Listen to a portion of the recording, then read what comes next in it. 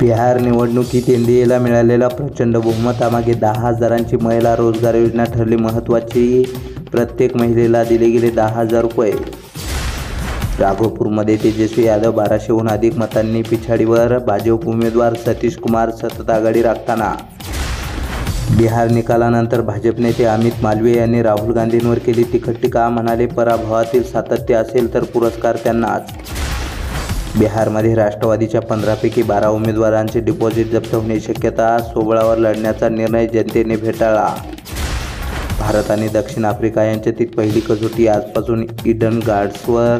नाणेफेक जिंकणाऱ्या संघाला खेळपट्टीचा मोठा फायदा होण्याची शक्यता.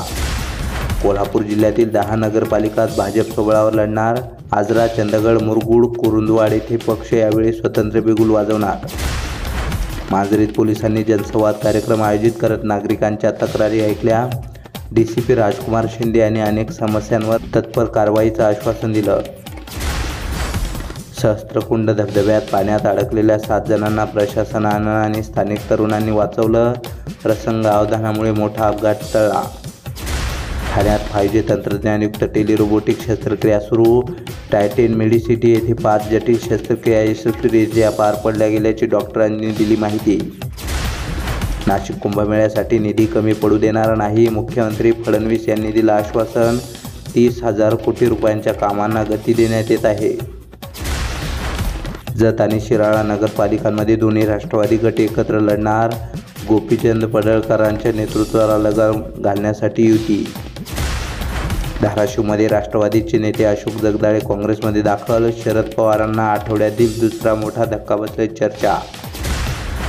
लेकीच्या शाही साखरपुड्यानंतर इंदुरीकर महाराजांवर वारकरी संप्रदायातून टीका. कीर्तनात साधेपणाचा उपदेश देणाऱ्या महाराजांच्या खर्चिक सोहळ्यावर प्रश्नचिन्ह.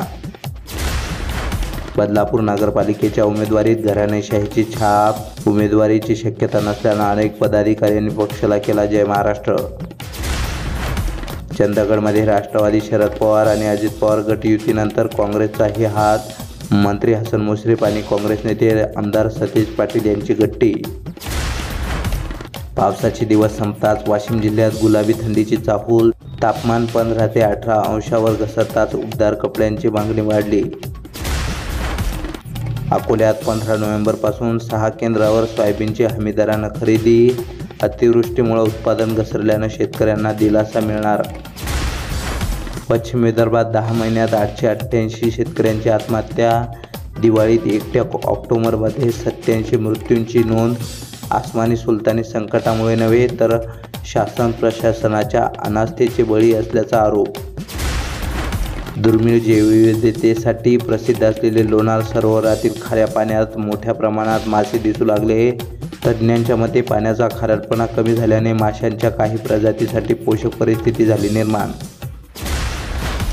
अतिवृष्टीमुळे द्राक्ष निर्यात अर्ध्यावर येण्याची शक्यता. उत्पादन घट. वाहतूक खर्च वाढल्यानं निफाड दिंडोरीतील 70 पैकी फक्त 60 कोल्ड स्टोरेज सुरू. निर्यातदारांमध्ये चिंतेचं वातावरण.